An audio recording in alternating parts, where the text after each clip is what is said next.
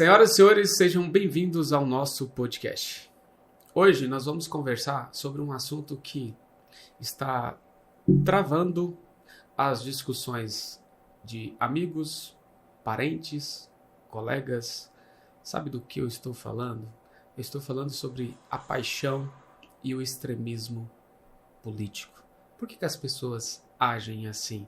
O que leva as pessoas a tomarem essas decisões, se afastarem de amigos, parentes, por conta de uma ideologia política, por conta de uma figura pública que talvez ela nunca viu pessoalmente e ela deixa de falar com um ente querido. Vocês conhecem alguém assim? Mas não se preocupe que, segundo a convidada de hoje, isso não é uma doença. Isso tem tratamento. Mas para te explicar melhor, eu convidei uma especialista, uma psicóloga, que eu estava esperando há muito tempo para conversar sobre esse assunto. Senhoras e senhores, recebam com muito carinho a psicóloga Daniela Dantas. Seja muito bem-vinda. Um prazer. Muito obrigada pelo convite. Estou muito feliz, muito lisonjeada. Adorei o convite. Muito obrigada. Daniela, será que dá para a gente entender o que está acontecendo com as pessoas? Isso é novo ou já acontecia no passado? Já acontecia, desde sempre. Se a gente parar para olhar a história, né, e até na Grécia Antiga, todo esse tempo de reinado, desde sempre aconteceu. Mas agora a coisa vem intensificando, vem se polarizando de uma forma muito triste até, a gente pode pensar assim. Mas o que fatores que levaram a gente ter essa mudança tão rápida? Foi a pandemia, as pessoas ficaram isoladas e voltaram assim, porque isso é uma coisa que veio crescente. Começou um pouquinho em 2018, né, e se intensificou demais em 2021 e 2022. Tem uma coisa que eu gosto de falar, que é algo que a gente precisa refletir, que diz assim: entre o que eu penso, o que eu quero dizer, o que eu digo, o que você ouve, o que você quer ouvir e o que você acha que entendeu, existe um abismo gigantesco. Nossa, que frase. Você pode repetir ela de novo? Entre o que eu penso, o que eu quero dizer, o que digo, o que você ouve, o que você quer ouvir e o que você acha que entendeu, existe um abismo. Praticamente você deu várias respostas da pergunta que eu fiz aí nesse momento, né? Porque às vezes a verdade está na nossa frente, está na frente das pessoas que nos assistem, mas elas não querem aquela verdade, né? É porque assim, primeiro a gente precisa analisar. Existe mesmo verdade absoluta? A minha verdade é sua verdade? Tudo que eu vivi na minha infância até hoje foi a mesma coisa que você viveu? A minha forma de olhar para a vida é a mesma forma que você, mesmo que sejam irmãos, tá? Mesmo que sejam irmãos. A verdade ainda é bem diferente uma da outra. E todas as vezes que a gente pensa uma coisa, a gente fala completamente diferente e o outro vai entender diferente. Olha o abismo, né? Então a gente tem que ter muito cuidado com as coisas que a gente fala, sobretudo com aquilo que a gente pensa. Mas eu percebo que esse assunto e essa questão da política, ela se polarizou de uma forma muito grande depois que houve o lockdown. Todo mundo se trancou dentro de casa por uma questão sanitária mesmo, né? Muita gente teimou, não respeitou a distância e tudo isso aconteceu. E o mais interessante, muita gente não queria de maneira nenhuma e todo mundo tinha essa dificuldade de se manter dentro de casa. Você lembra disso? Lembro. Acho que todo mundo lembra. Foi muito difícil. Dificuldade de se manter dentro de casa, dificuldade de aceitar a doença, de aceitar aquela realidade, né? Que é aquela fase que a psicologia explica, né? A primeira fase de negação, aceitação. Exato. Teve gente que nunca saiu da fase de negação. Eu conheci pessoas que precisou ver um ente querido vir a óbito para começar a acreditar. E depois de um tempo, hoje voltou na mesma negação de outrora. Sim. Principalmente porque a sua ideologia, o grupo que ela pertence, a ideia é negar tudo isso. Vamos negar porque isso não existe, é melhor assim, a gente fica mais confortável se a gente viver a vida normal. Vamos negar isso daí, que é mais confortável. Só que não foi assim que aconteceu. Muita gente morreu. Só que não foi só isso, né? Tudo que tinha, e a gente gosta de analisar e pensar assim, tá? Tudo que tinha guardado só pra nós, aonde a gente... Sabe a caixinha de Pandora que a gente tem em casa? Uma coisinha, uma gavetinha ali que a gente não quer mexer, mas que ela tá ali. Às vezes a gente olha pra ela e fala, não quero, mas ela tá ali. Foi isso que aconteceu. A pandemia, ela fez isso. Ela revelou muitas pessoas. E revelou tudo, por exemplo. A ansiedade que estava guardada se revelou. A depressão que estava guardada se revelou. Então, o relacionamento que estava estagnado, que estava ruim, acabou. E aí, as pessoas entraram em parafuso, em loucura. E todo o discurso que elas viam que era interessante, que algum representante estava falando ali, elas se apegavam àquilo como uma verdade. Porque nós, seres humanos, a gente precisa de um conforto, de um acolhimento, de alguém que fale por nós. Olha, não precisa de todo esse alvoroço, não precisa de todo esse desespero, que não tá assim. Tá tudo muito calmo, muito tranquilo, né? E isso se estendeu, né? Isso vem se estendendo. As coisas estão piorando muito mais. A gente pensava assim, nessa época eu estava fazendo um curso de psicanálise, e os professores comentavam assim, gente, a gente não sabe o que tá vindo. Tá vindo uma coisa muito estranha aí, mas a gente não sabe. O pós-pandemia vai ser uma coisa de louco. Será que nós chegamos no ápice da maior verdade interna das pessoas? Porque eu vejo que o período antes da pandemia e depois da pandemia, eu conheci amigos, parentes que eu não conhecia. Sim. Tem alguma coisa a ver isso ou é loucura minha? Tem, porque a pessoa vai se revelando, né? Só a convivência com a pessoa que você vai vendo quem realmente ela é. Se você não convive com ela, se você fala só oi, tudo bem, porque a vida era muito corrida. Era só oi, tudo bem, uma conversinha de bar, todo mundo ali se divertindo. Mas eu vou afunilar mais ainda a minha colocação. Eu quis dizer mais o seguinte, que antes as pessoas até davam sinais do lado, assim, o lado negro dela, assim, o lado mais violento nas palavras e tal, nas colocações, mas estava um pouco incubado. Eu vejo que depois dessa polarização e da pandemia, as pessoas jogaram para fora, né? Não é que elas se tornaram outras pessoas, eu acho que elas já eram, elas só precisavam de um grupo que fortalecesse esse discurso e que desse autonomia, crédito para falar, porque assim, eu tive pessoas que eu falei assim, nossa, mas eu não conhecia de forma alguma esse amigo que eu tinha por conta do comportamento, assim, extremado que ele se tornou. Mas assim, e aí eu quero tirar essa dúvida com você. Será que ele era assim? Ou ele se tornou? Ou foi o ambiente que fez apresentar isso que já estava dentro dele? Ele sempre foi assim. Sempre.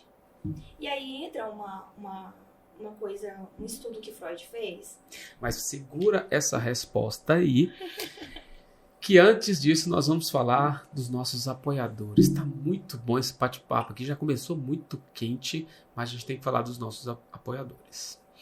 Transforme sua casa em um lar sob medida com móveis planejados. Estilo, funcionalidade e exclusividade em cada detalhe. Chegou a hora de deixar sua casa do seu jeito, do jeito que você sempre sonhou. Com móveis planejados, você aproveita cada espaço, une beleza e praticidade e cria um ambiente que reflete sua personalidade.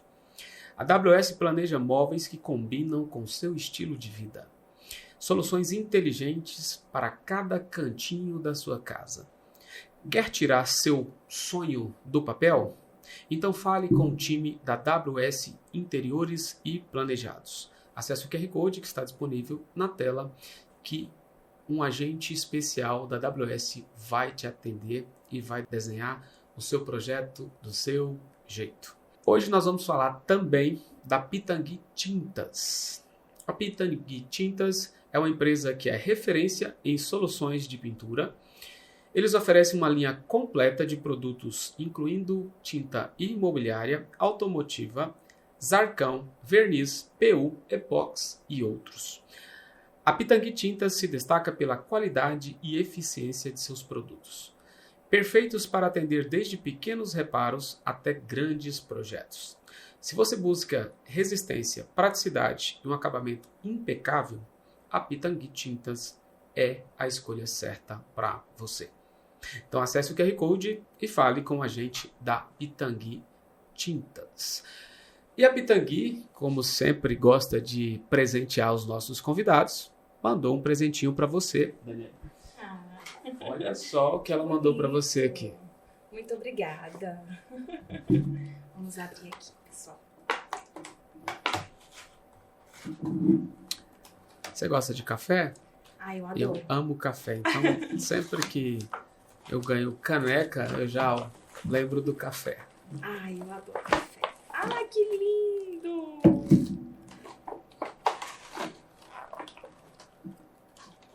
Obrigada, cliente. Seu apoio é a base do nosso crescimento. Obrigada pela parceria Pitangui Tintas. Muito obrigado, pessoal da Pitangui Tintas. Você pode deixar a embalagem aqui do lado, se quiser. Deixa eu colocar aqui para você. Pode deixar a caneca aqui em cima, senão a gente perde o apoio da Pitangui. Brincadeira. Mas, voltando à pausa que eu pedi para Dani, que a gente estava falando sobre o discurso, né? O período em que nós vivemos da pandemia, as pessoas eram assim, já eram assim ou se tornaram desse jeito? Então, sempre foram assim. Como eu falei para você. Tem um artigo até que fala sobre isso, sobre as máscaras, né? Que a gente anda e... não sei se você já ouviu falar sobre isso, né? Das máscaras? Não. A gente costuma andar com máscaras na sociedade. Para viver em sociedade, a gente precisa de máscara, né? E antes da pandemia, a gente pode dizer que as pessoas, elas tinham seus problemas, elas tinham ali esse lado negro, e Freud fala de Thanatos, que é a pulsão de morte, que é esse lado agressivo, né, que tá na nossa instância psíquica, mas tem Eros também. Eros é empatia, é amor, sabe? É relacionamento saudável. E ele fala sobre o equilíbrio disso, o quanto isso funciona bem quando você equilibra Eros e Thanatos, né? E isso funcionava muito bem antes da pandemia. As pessoas tinham Thanatos e tinham Eros e estava tudo certo. Usavam ali uma espécie de máscara, falavam-se muito, eu não sei se você lembra, que foi o boom do nome empatia. Em 2019 era a palavra do momento, né? Empatia e tal.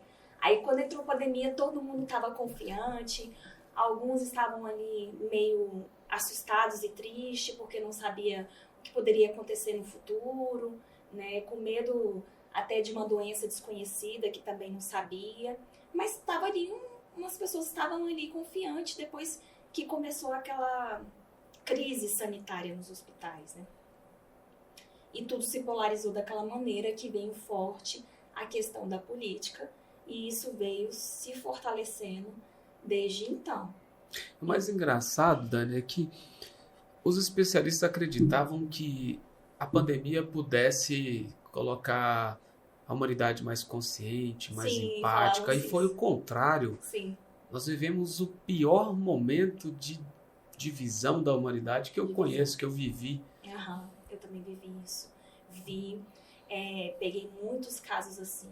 Tem muitos casos, ainda acontece isso nas famílias, para você ter ideia. Isso acontece demais até hoje. Então, fica o questionamento, né? Por que tudo isso? Freud fala que existe uma identificação ali. E em Análise Terminável e Não Terminável, um livro dele, que ele cita sobre as 3 profissões que são impossíveis, que ele fala que é a educação, que é o professor, governar, que é o político, e analisar, que é o psicanalista. E aí ele diz que o governante, né, ele pode criar as leis, política, mas nunca consegue controlar totalmente a sociedade ou garantir as suas decisões que sejam bem-sucedidas, né? A natureza humana e seus interesses individuais sempre desafiam a governabilidade. Então, você entende que a natureza, Eros e Thanatos ali o tempo inteiro, e aí a gente consegue perceber por que tá tudo tão polarizado, a violência tá aí, tudo eu tenho uma arma em casa, né? Mais ou menos assim. E se você ficar falando briga dentro de casa de socos e pontapés, né? Nomes horríveis. E aí você fica pensando, de onde vem isso? Eu sou de Deus, do meu lado político, você tá do outro lado, você é do capeta, ou você é comunista, ou você é genocida, né? Essa vacina vai te matar, ou então a vacina vai te salvar, né? E aí você fica perguntando por quê? Gente, somos seres humanos, temos o nosso lado bom de Eros, e somos maus também, tem o Thanatos ali. A gente precisa equilibrar isso de alguma forma. Não dá para deixar Thanatos intensificar e ser o dono de tudo e colocar ele como o responsável. Não dá. E também não dá só para ser Eros. Porque Eros também precisa da força de Thanatos. Entende que é um equilíbrio ali que tem que fazer entre as 2 forças? Mas e que desafio, hein? Porque como estimular a empatia, primeiro num ambiente polarizado, extremado, e o mais interessante, que eu vou fazer 2 perguntas numa só. A primeira é que todas as pessoas que eu conheço que são extremistas, elas não aceitam que são extremistas. Elas dizem que no Brasil, eu tenho um amigo que fala isso, que no Brasil não existe extremismo. Ele fala com todas as letras, se você insistir, ele fica bravo, que não existe extremismo. Eu gostaria que você explicasse essa negação que a pessoa não aceita. Porque quando a pessoa aceita, você diz que tem pacientes que estão te procurando. Ele tem chance de melhorar. Mas quando ele não reconhece, primeiro, que ele é extremista, que ele está odiando um amigo, um colega, por conta de uma visão de mundo diferente. Ele não consegue conviver com o diferente, ele quer eliminar. Quem pensa diferente virou um inimigo. Que explicação que você tem dentro da psicologia, da psicanálise, para entender esse tipo de comportamento? Então, ele precisa entender que ele é um extremista, que o discurso dele é extremista e que ele tem que entender que ele é. Aceita que dói menos, sabe? Aceita que é. Seu discurso te mostra que você é. Então aceita. Você ficar nessa briga dizendo que não é algo até desnecessário. Você vai perder sempre a briga, porque todo mundo tem razão. Se todo mundo tá dizendo que você é extremista, bom, vamos pensar um pouquinho? Por que isso acontece? Dentro do nosso inconsciente, a gente tem vários mecanismos de defesa, vários. E pasme, esse mecanismo de defesa, que é o de negação, é um dos mais que a gente precisa dele para trabalhar na clínica. Você acredita nisso? Mesmo? Porque muitos chegam lá e falam, não, eu não tenho problema, tá tudo bem aqui pra mim. A pessoa chega aí até lá pra te dizer que não tem problema. Você acredita? Muitos vão, não, doutor, eu tô ótimo, não tenho problema. Não tem? Então, é um mecanismo que a pessoa vai usar. Ela tá negando, ela tá vendo que todo mundo tá dizendo que ela é uma pessoa extremista. Ela tá dizendo que não. Quem vai provar pra ela? Ela mesma tem que provar pra ela. Aceita que é. E pronto. Mas é porque o que ela quer fazer? O que você acha que uma pessoa dessa quer fazer quando ela não aceita que ela é Ela extremista? quer, como não tem só ela, que hoje tem um grupo gigante e tem estímulos para isso, ela vai unir com esse grupo vai falar a mesma linguagem, parece um coral, Eles culpam o outro lado, dizem que não são extremados, e aí ela acha esse grupo para se defender. Ela nunca, as pessoas que eu estou acompanhando, eu acho pouco provável que eles venham reconhecer, porque não é uma pessoa, é um grupo. Mas por que você acha que eles fazem isso? Por que eles fazem isso? É uma boa pergunta. Eu tô querendo aqui essa resposta, né? Eles fazem isso porque eles querem mesmo brigar. Ah, é? Eles querem mesmo arrumar briga. Então ele não quer verdade, ele quer o confronto. Ele quer o confronto. Ele quer um embate. E faz sentido. Faz todo Observa. sentido. Porque quando você falou aí, eu lhe coloquei no cenário das pessoas que eu conheço, assim, e elas não estão... Quando você traz a verdade à tona, elas não aceitam. Você pode provar de todas as formas, ela não aceita. Ou quando você encontra uma verdade, ela faz uma comparação com a outra parte. Ah, mas fulano fez isso, isso aqui não é verdade, porque fulano também fez isso aqui do outro lado, etc. Pode ser que eles façam isso mesmo, né? Justifica a atitude deles com a atitude do outro. Isso não é infantil? Não, eu vejo isso todos os dias, principalmente quando você vê uma crítica do atual governo, que há 2 anos, não vamos longe, não, 2 anos atrás, a pessoa fazia a defesa dessa mesma crítica que ele faz agora do governo atual. Sim. Mas só porque não está do lado dele, não, é um negócio bizarro. Então por isso que eu te chamei aqui, para você explicar pra gente, para ver se a gente consegue salvar pelo menos umas 100 pessoas aqui com esse podcast. Vamos pra terapia, pessoal, porque esse é um assunto e essa é uma questão assim tão interessante. E aí é se questionar por que essa pessoa ela não aceita de fato que ela é uma pessoa extremista e vai viver a vida dela do jeito que ela quer, lá no grupo dela, enfim, não vai encher o saco de ninguém. Ela não quer isso. E outra coisa interessante que eu queria te perguntar. E elas se incomodam com quem está ao centro e apresentam um pensamento mais equilibrado, mais frio, que navega nos dois. Elas se incomodam completamente. Sim, porque elas são taxativas, né? Ela quer que você seja extremado. Você tem que escolher um lado. Uhum. Você não serve para... Você não pode criticar, você não pode falar porque você não tem um lado. Uhum. Ela não quer que você seja diferente. Ela quer que você seja igual. Mesmo que não seja do campo ideológico dela, mas ela quer que você seja extremado. Uhum. Se você não for extremado para ela, você não tem opinião. Você não tem ou valor. Ou você seja extremado do outro lá que ele não gosta, que aí vai ser que é o uma inimigo. briga direta. Uhum. Ou você seja extremado do lado dele para você ser os melhores amigos para sempre. Não, que loucura. Mas isso, gente, é algo assim que tá acontecendo bastante. E aí fica o questionamento, né? De fato, essa pessoa, ela quer brigar. Ela quer discutir, ela quer ser inconveniente, porque essas pessoas são extremamente inconvenientes.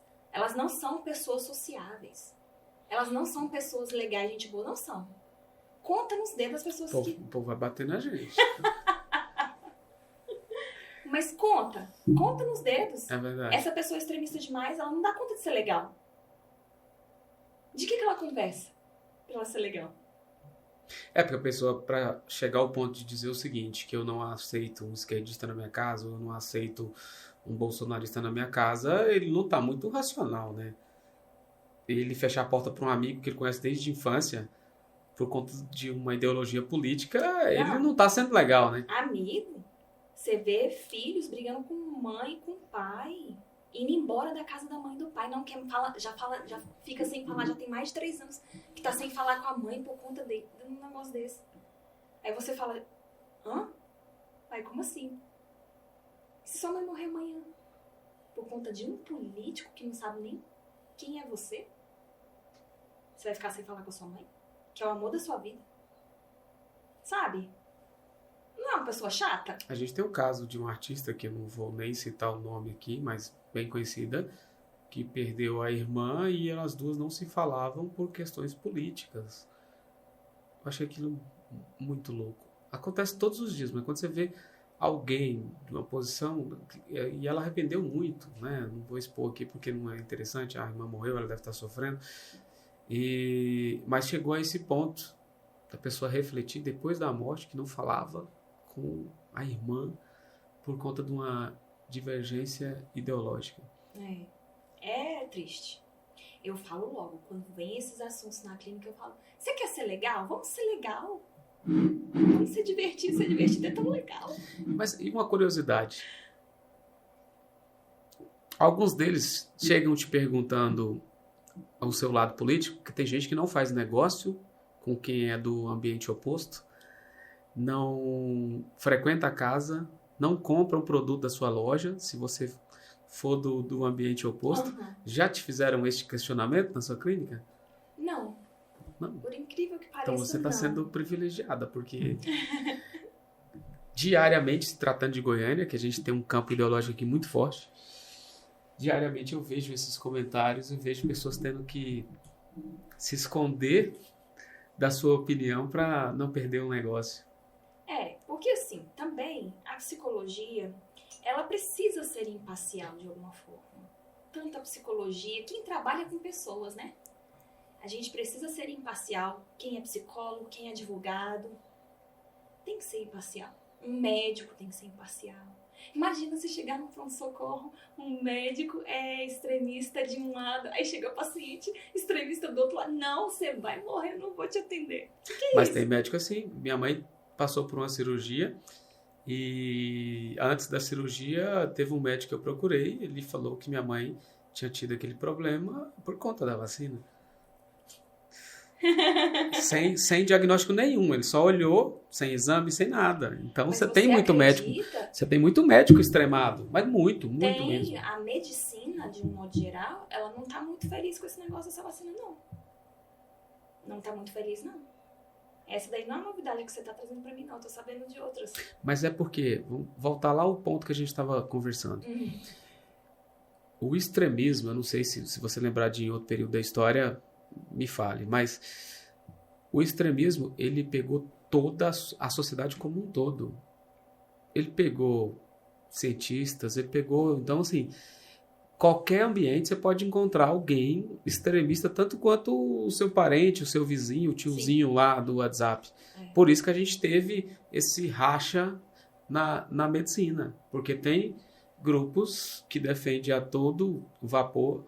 É que não dá para ser assim, gente. Que não dá para ser assim, porque a gente vem de uma linha de estudo científico que antes, quando eu estava na faculdade, eu creio que você também, a gente sempre, para defender uma tese, a gente tinha que estar ancorado numa citação, no mínimo 4 citações referenciais. E hoje, quando você vê esses argumentos, você vê as pessoas fazendo essas defesas, mas não tem essa base, não tem essa âncora. E vão criando artigos e por aí vai. Mas eu tenho um monte de pergunta para você, para a gente esquentar ainda mais esse bate-papo. Toda vez eu deixo o Fábio para o final. Eu sei que ele está ali ansioso já para fazer uma pergunta para você. Eu vou falar para o Fábio fazer uma pergunta agora, antes de deixar para o final, porque ele fica bravo comigo. Fábio, o que você tem para perguntar para a doutora aí? Doutora, é o seguinte, eu já desacreditei na humanidade. Infelizmente, eu já desacreditei. Eu acho que tinha que acabar, zerar, resetar e começar tudo de novo. Infelizmente, pode ser ruim, mas eu não acredito mais. Essas pessoas têm cura? Essas pessoas que são extremistas, essas pessoas que gostam e apoiam, pessoas que a gente sabe que... Bom, enfim, essas pessoas... Cientificamente, tem cura? Tem cura. A sociedade tem jeito, doutora? Tem jeito sim. A senhora acredita na sociedade? Eu acredito. No ser humano? Eu acredito sim. Tem jeito. Mesmo depois da pandemia que a gente viu, doutora, você ainda acredita no ser humano? Sim, acredito, gente. Acontece muita coisa linda na clínica. Eu sou apaixonada por todos os meus pacientes e eu falo assim que se a pessoa ela tiver vontade, se ela quiser de fato, como eu falei pra você, o extremista que não aceita que é extremista, se ele aceitar que ele vai se acalmar. Ele vai ficar tranquilo, sabe? Então, assim, tem tratamento. Essas pessoas, elas têm, sim, uma oportunidade delas ficarem bem dentro das crenças dela. Ninguém aqui tá pedindo pra você deixar de acreditar nas coisas, né? Ninguém lá na clínica ou em qualquer outro lugar tá falando assim, não, você tem que parar de acreditar nisso. Não. A gente só pede para que Não seja tão agressivo com as outras pessoas. Não seja tão agressivo nas palavras, ao se colocar.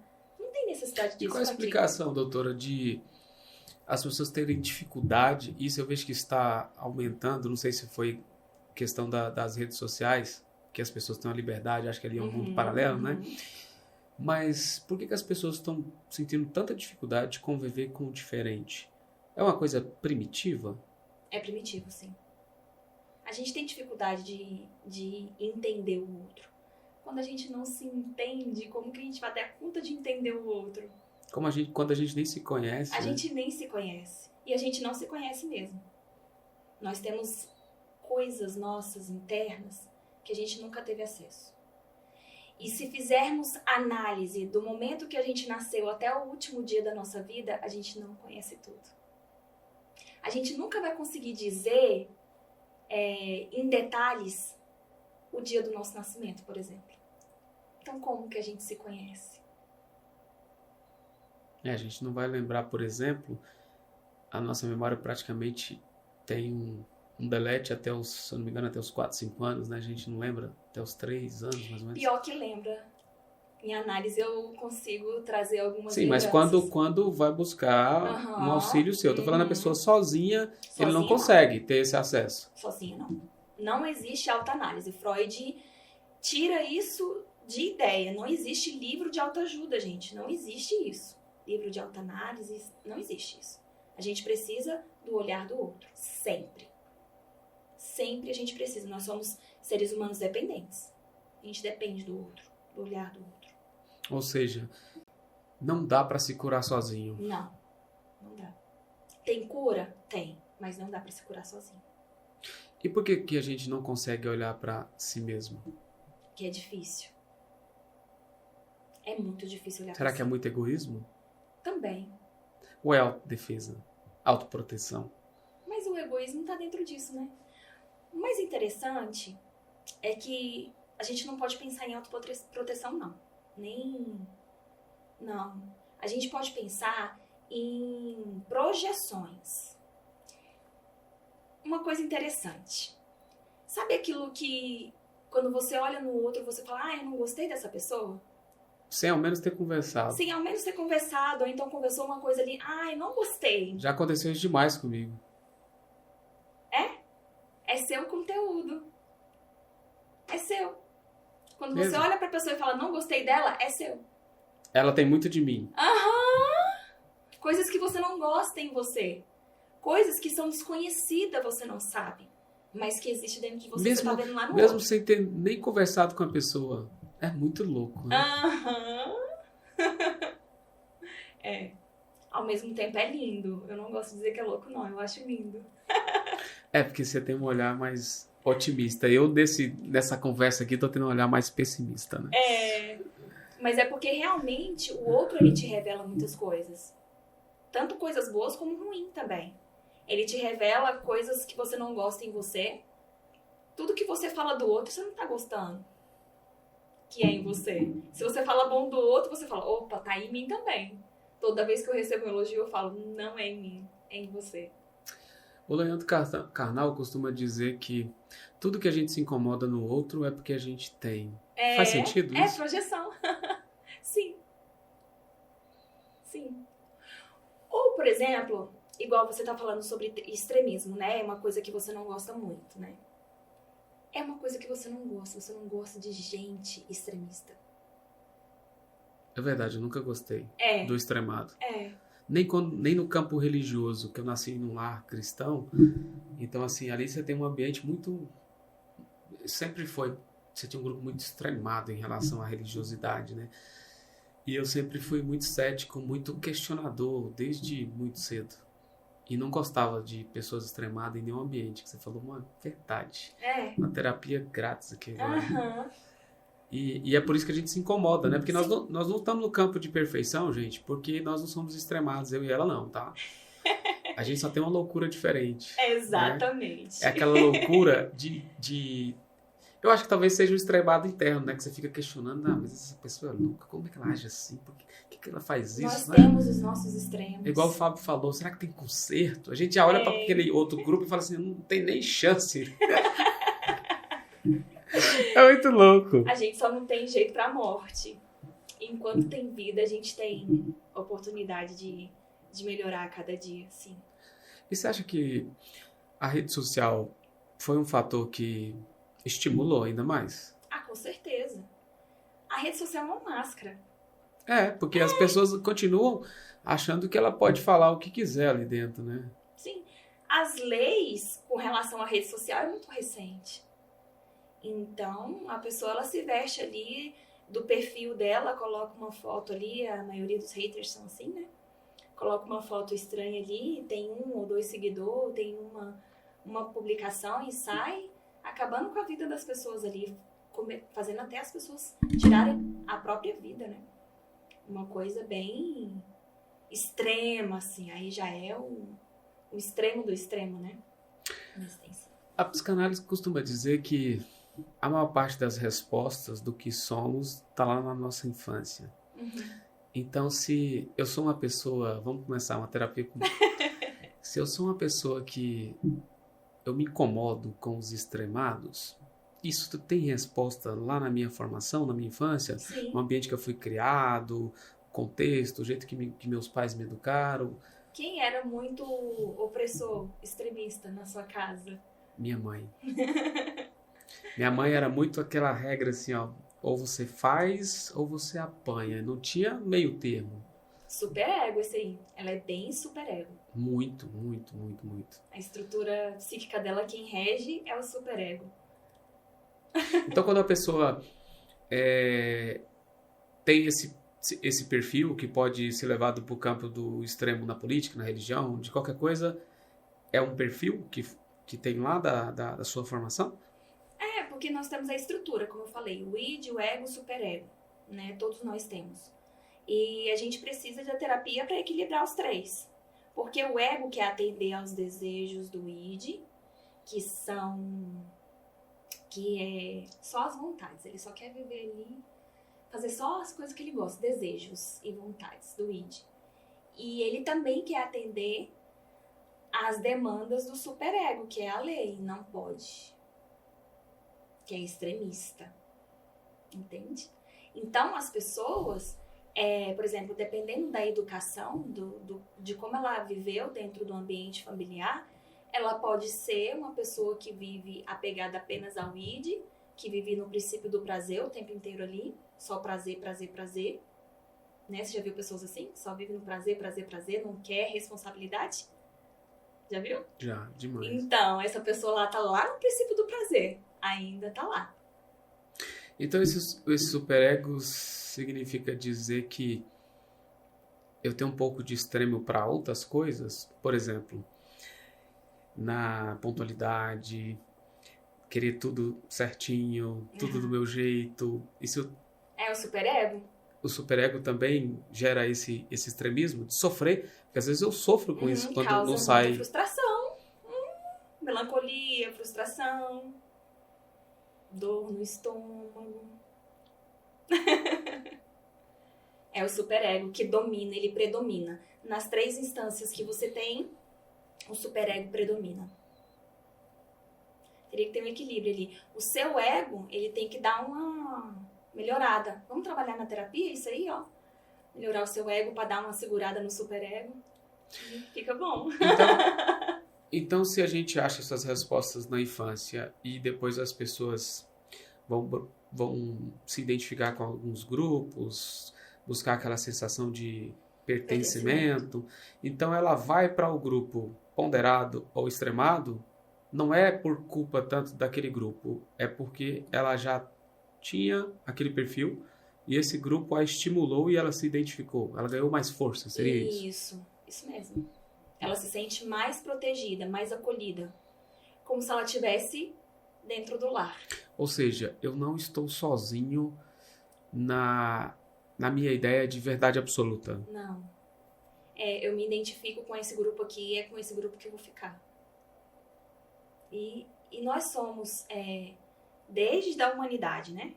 Desde a época dos homens das pedras, a gente vivia em bando. A gente sempre precisou viver com outras pessoas, né? Sempre foi assim, sempre vai ser assim. E eu e você, a gente vive no bando dos neném, os que não ficam nos extremados. Mas a gente tem nosso bando também. A gente tem os nossos extremos, né? A gente tem os nossos extremos que não tá ali naquele não campo. Não incomoda o outro. Não incomoda porque às vezes ele tá dentro da gente, o nosso orgulho não deixa que entra no superego.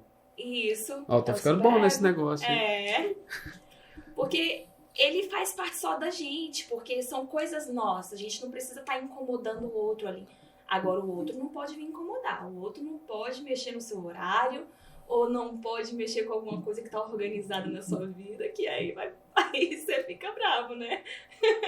Não é mais ou menos assim? Não, demais. Mas agora, dentro dessa linha, e o que faz uma pessoa a unir com esse grupo, se identificar e ao mesmo tempo ela se afastar de uma pessoa que era tão querida, um irmão, um tio? Por que a pessoa acha que é mais importante aquele grupo, aquela defesa daquela causa, do que o seu próprio ente querido? Talvez são pessoas que não eram nem próximas a ela, mas ela se vê tão representada ali naquele grupo que ela prefere excluir o seu laço sanguíneo por conta de uma ideologia, uma visão de mundo. Ela se sentiu acolhida. Se o irmão Mas ela não era acolhida na família antes? De repente ela percebe que não. Se revoltou, percebeu que não é acolhida. Mas se não tinha nenhum conflito, se tinha amor, se tinha afeto, se tinha confraternização, e de repente, só porque a pessoa não pensa como ela, aquilo acabou? Será que ela não se sentia acolhida? Mas ela não mostrava ou ela nem sabia? Talvez ela não mostrava, ela sofria, né? Tem muitos casos assim, viu? Muitos casos. Olha, a família causa muito sofrimento no ser humano, de um modo geral. Tem gente, você já ouviu falar da ovelha negra da família? Sim. Não se sente pertencente daquele grupo, daquela família, não se sente amada, não se sente protegida naquela família. Ela vai encontrar outra coisa. Agora você vai fazer outra terapia comigo. Mas eu queria que você me explicasse o seguinte, que isso aconteceu comigo. Olha lá, gente, o depoimento aí. Vou apanhar bastante aí. Amigos que eu construí amizade por muitos anos e que eu sou muito observador. Eu já via esses indícios de extremidade. Porque uma pessoa que era extremada, ela não se tornou assim por conta da política, até pela sua explicação de superego e tal. Então eu já vi esses indícios, mas como antes você não tinha grupos tão fortes que faziam essa divisão, era uma coisa que às vezes incomodava, mas você levava e falava, não, isso aqui é um amigo especial, assim como ele suporta meus defeitos de vez em quando, isso aqui é suportável.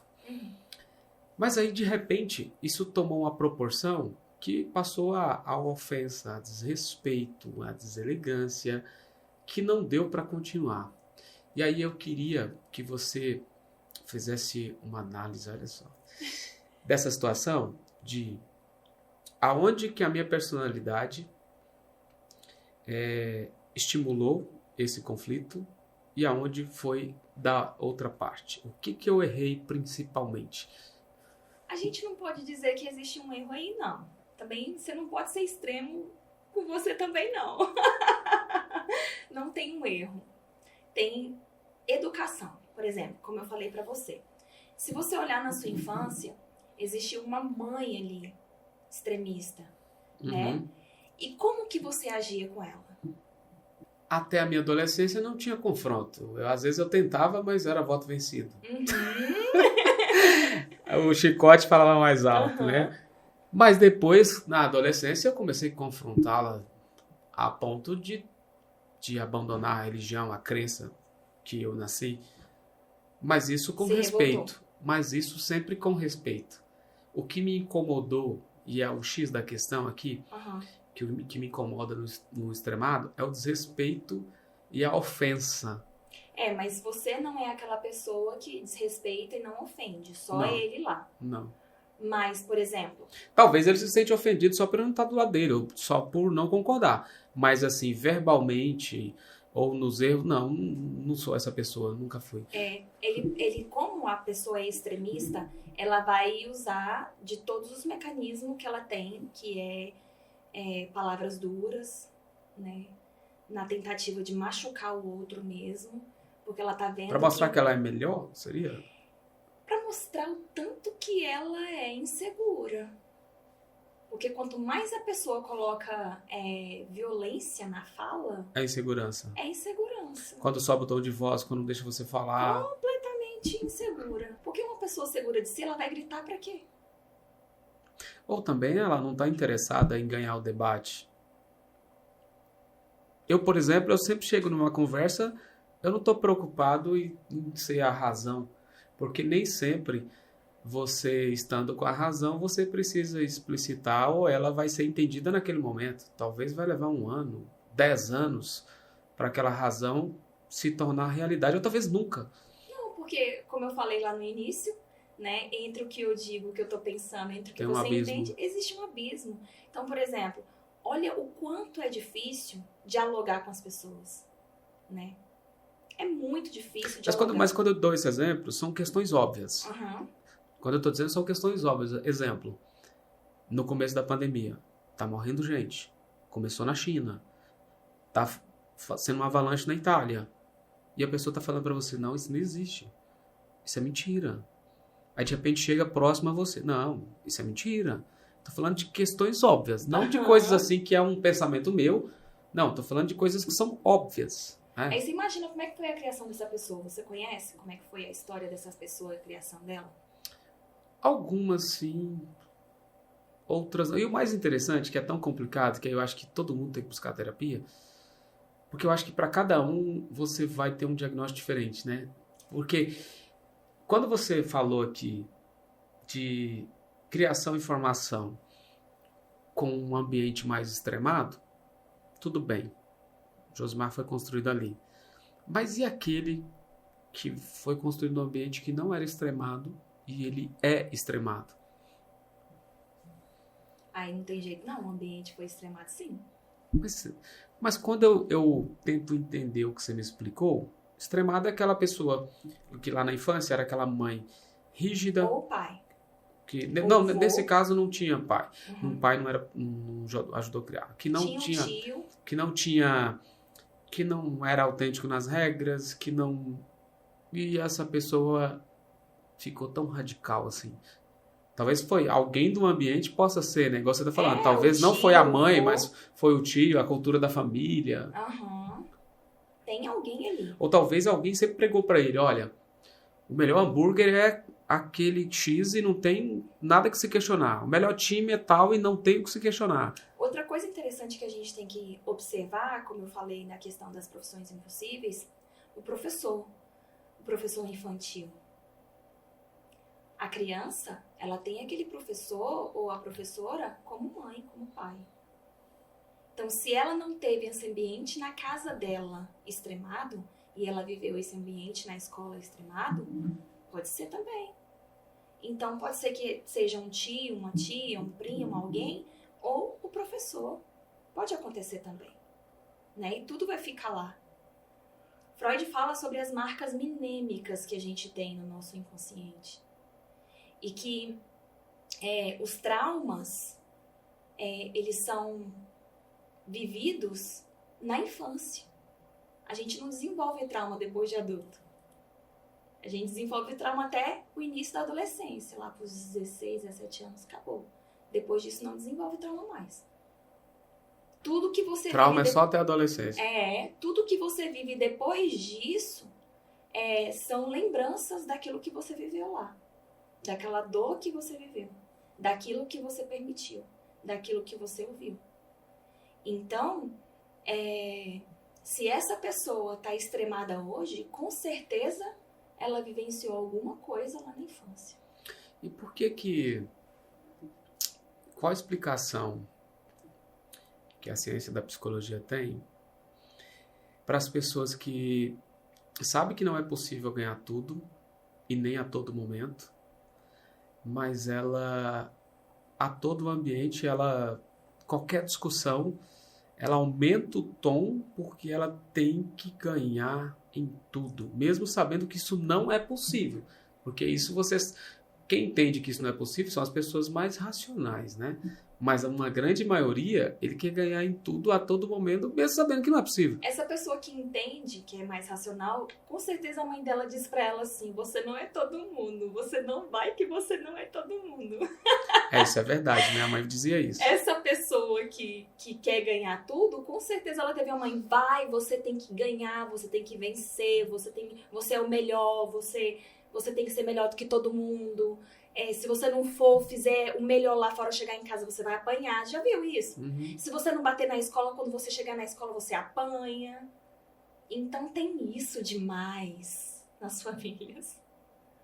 Mas e tem alguma educação certa? Porque, assim, tem gente que acha que tem que encorajar demais. Outros acham que você tem que mostrar o lado obscuro da vida. O melhor é o equilíbrio? Como é que seria? Infelizmente, não tem uma educação certa. Porque nós somos tudo errado. Nós somos todos errados. A gente não tem uma educação Viu aí, certa. Fábio? Você fica achando que você é o certinho, tá tudo errado, Não Fábio. existe. Tem uma pergunta aí para essa frase? Fala aí, Fábio. Vou repetir. Como que é, doutora? Nós somos Todos errados. todos errados. E ainda bem. Ainda bem. Lógico. A gente Mas não fala o motivo agora, não. Deixa eu perguntar primeiro. Tá, mas e as pessoas que acham que... As pessoas que buscam a perfeição e acham que estão sempre certas? Isso aí, gente. Em um universo onde tem muitos acertos e poucos erros. Isso aí, gente, é uma pessoa que, com certeza, ela é insegura. Então, A autoestima dela é lá embaixo. A autoestima dela é muito ruim. Porque como que ela vai alcançar a perfeição? Quem é ela para alcançar a perfeição? a perfeição não existe, né? Só tem como você buscar. Não Como existe. que busca? Onde é que tem essa perfeição? Me diz aí pra eu ir lá buscar também que eu quero. Não tem. Eu digo assim, a gente vive numa busca pela perfeição, sabendo que ela não existe. Porque você não procura dar o seu melhor, você não Sabe veio o que Freud fala? Ah, Quanto mais perfeita a pessoa quer ser, mais demônios estão por trás de tudo isso. Boa, só para reforçar o que a doutora disse, Josimar. doutora, isso é verdade. Eu tô me identificando. E o mais grave em relação a isso é o seguinte: as pessoas que são paladinas da verdade, voltando lá atrás na entrevista, no bate-papo, as pessoas que são mais paladinas da verdade, geralmente algumas ou muitas têm alguma coisa a esconder, né? Com certeza. Mas Então, todos nós temos coisa para esconder, né? Eu exatamente. costumo dizer o seguinte: tem coisas que você só fala na sua análise. Você não é louco de sair falando essas coisas pros outros na rua, não. Tem coisas que a gente não fala na rua, não pode. A gente tem que ter os nossos segredos, porque se a gente se expor da maneira... nós vamos ser muito vulneráveis, vamos estar muito à mercê do outro. A gente não pode fazer isso. A gente tem que ser mais comedido, né? Doutora, antes da pergunta do Fábio, você ia dizendo que somos todos errados. Por E quê? ainda bem. Por quê e ainda bem? Fiquei curioso. Por quê? Por que nós somos todos errados e ainda bem? Porque nós somos seres humanos, a gente é fadado ao erro. Nós somos seres faltantes.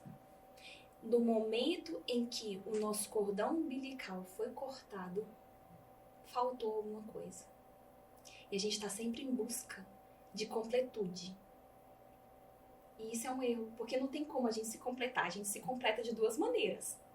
No momento em que a gente estava dentro da barriga, naquela completude, e por isso quando o neném nasce ele chora, porque ele sente dor. O mundo é horrível, gente. Vamos ser honestos. E no fim da vida, com a morte, é que a gente se completa. Então não tem como. Nós somos defeituosos e e somos errados mesmo, e nós temos as nossas loucuras cotidianas. E por que temos tanto medo da morte? Porque a gente não sabe o que vem depois. É porque a gente gosta de ter controle? Exatamente. A gente tem que falar sobre isso. Por isso que eu acho que causou esse pânico a pandemia, sabe? Porque as pessoas ficaram com medo de morrer.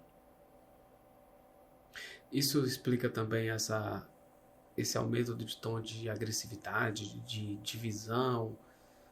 Explica. O medo, ele causa pânico.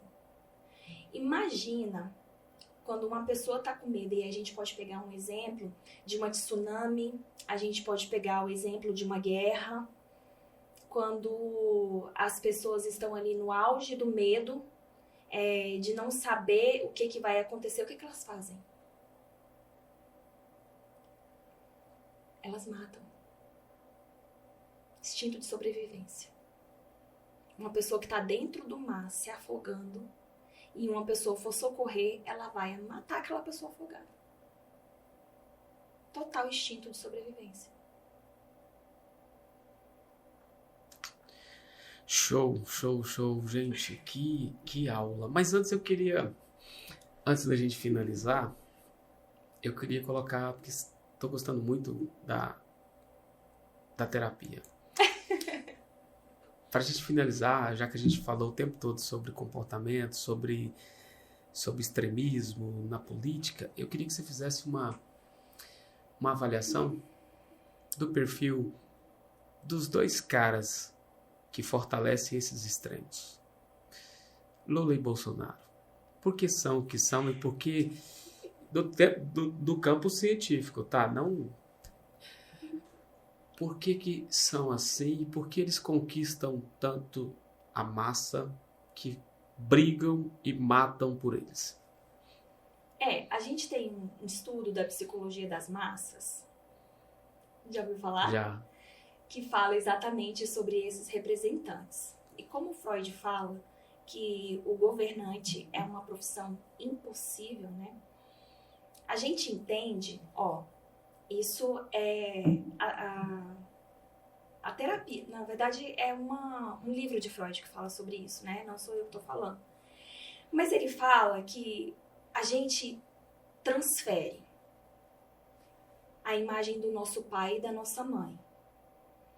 E quando a gente olha para o Bolsonaro, algumas pessoas, ela teve um pai assim, igual ao Bolsonaro dentro de casa.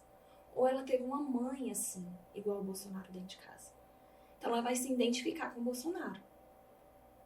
Ela vai achar que ele é o certo, que tudo que ele falar tá certo.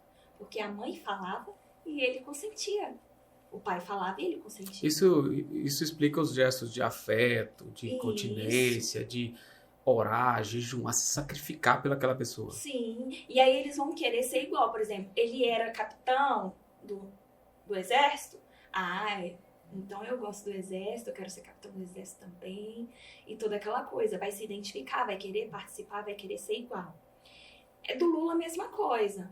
Então, você vai se identificar com o Lula se a sua mãe for igual ao Lula, se seu pai for igual ao Lula. Não tem a ver com o discurso mais bonito da direita ou o discurso mais bonito da esquerda. Tem a ver com essa identificação, com essa transferência, com esse amor que você tem pela sua mãe, pelo seu pai. Porque é impressionante. Todos nós temos como que é o nome daquele negócio que fala primeiro, segundo, terceiro lugar? Pódio. Um pódio. Todos nós temos um pódio. E aí, quando eu pergunto isso na clínica, todo mundo fala lá, minha mãe tá em primeiro, meu pai em segundo e não sei quem tá em terceiro. E as pessoas, elas costumam colocar o Bolsonaro ou o Lula nesse lugar do pódio. No primeiro lugar do pódio ou no segundo lugar. Eles estão aqui, em primeiro lugar. Então, eles vão fazer de tudo por essas pessoas. Gente, isso não é ruim, não. Isso não é ruim. O ruim é quando você começa a perder pessoas, quando você começa a perder a socialização, quando você começa a perder o significado de quem é você, sabe? Quem é você ali? Você significa alguma coisa? Porque aquela pessoa tá lá no primeiro lugar do pódio. Quem tem que estar no primeiro lugar do pódio é você. Não é outra pessoa. É você que tem que estar lá no primeiro, porque a vida é sua, sabe? Então, quando a gente olha para isso, e eu tenho observado muito isso, eu falo, gente, é tão desnecessário discutir sobre isso. Você perde a vontade de discutir quando você percebe que o Bolsonaro é o pai para aquela pessoa. Você vai falar mal do pai para aquela pessoa? Ah, seu pai é isso, é aquilo outro. Aquela pessoa não vai aceitar. Você para de discutir ali. Você começa a respeitar. Bom, é o gosto da pessoa. A pessoa gosta e tá tudo bem. Mesma coisa o Lula. Você vai dizer que o Lula é ladrão, que é isso, que é aquilo. A pessoa, como assim, você tá falando mal do meu pai? Entende tanto que isso é tão íntimo? Você vai dizer que o Lula não é bom pros pobres? Que isso? Ele é o cara que veio da pobreza. Sim, ele é pobre como nós e todos nós somos igual a ele. Ele luta pela gente, sabe? Na minha família é super grande, pra finalizar, sabe? E lá tem os Os dois Lula, grupos. e Bolsonaro. E é impressionante que os representantes da nossa família já estão falecidos, né? Mas era meu avô e minha avó. Meu avô é a cara do Lula. E minha avó era a cara do Bolsonaro. Eles eram casados. Mas é por isso que você tem dois grupos. Já a minha não tem, porque eu acho que só tem identificação do Bolsonaro. Porque a minha, se tiver 3% que não é nem de um lado, mas Lula não tem. Só tem Bolsonaro. Isso eu tô falando da minha família materna e paterna toda, entendeu? Nossa. Então, assim, é porque é interessante essa análise que você faz. Ó, seu avô tinha a cara de um representação do e sua Lula. avó tinha a representação de Minha avó é a outra. representação do Bolsonaro. E mostra o quanto isso faz Eles sentido eram que você tem casados. dois grupos na família. Sim. Já a minha, pelo que você está dizendo, não tinha. Só tinha essa referência do Bolsonaro, porque não tem Lula. Mas mais uma pergunta. Você disse que a insegurança, às vezes, ela é a justificativa para muitos gestos e muitos comportamentos nossos. Agressivos, principalmente. E a segurança demais? A pessoa que é segura demais? Ah, eu não conheço, não. Você conhece alguém que é segura demais de si? Que é segura demais de si? É. Pelo menos ela às vezes demonstra, né? Não sei por dentro, né? Você que é profissional, você sabe avaliar. Eu não sei.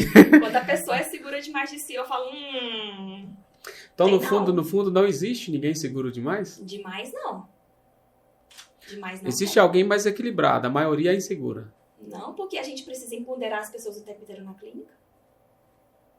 As pessoas não são empoderadas. Tanto homem quanto mulher. Mas você não disse que chega pessoas lá que falam que ele não tá precisando, que ele não tem nada? Sim, chega. E qual que é o diagnóstico de uma pessoa dessa? Essa pessoa, ela tá reprimida. Mas isso não quer dizer que ela é segura. Ela só não tá aceitando o que ela tem. É. Mas aí depois, com o tempo de conversa e tudo, ela vai falando. Tô achando que eu não tô aceitando muita coisa, viu? Fábio, acho que eu vou ter que ir lá depois, viu? Marcar uma consulta com ela, mas... Porque não dá pra falar tudo aqui. Ela falou, né, que não pode falar tudo. Bom, gente, eu adoro. Eu sou apaixonada. Esses fenômenos são muito especiais. Eu gosto de todos eles, tenho muito carinho. Tá muito bom, mas nosso tempo já estourou. E antes da gente finalizar, eu gostaria que você olhasse para aquela câmera e deixasse uma mensagem para quem está nos assistindo. Eu não vou nem colocar, porque com esse show que a gente teve aqui, eu não vou nem escolher o tema. Fique à vontade. Você vai gostar, porque diz assim, ó: não concordo com o que dizes, mas defenderei até a morte o teu direito de dizê-lo. De quem que é essa frase? É Voltaire? Fábio depois vai colocar o nome dele e a fotinha aí. Muito bacana, muito bacana. É isso, porque, sabe, a gente não precisa concordar, mas a gente pode defender o direito da pessoa dizer. E pode respeitar também o outro, né? Pode, a gente pode. Gente, eu acho que com essa aula, se você não quer mudar, deu ao menos para você refletir. Eu acho que faz sentido, a partir deste conteúdo, você fazer uma reflexão, buscar um auxílio da doutora, né? Reconhecer que todos nós precisamos de terapia, inclusive eu, que vou procurá-la. E eu sugiro a vocês que façam o mesmo. Muito obrigado para quem ficou até aqui. Inscreva-se no canal, deixe seu like e faça o seu apoio se você quiser. O Fábio vai colocar aqui na descrição aqui o link com o Pix. Você pode fazer a doação para esse projeto de qualquer valor, ou tem o contato para você se tornar um patrocinador do podcast, assim como a Pitangui e a AWS. Muito obrigado e até o próximo episódio.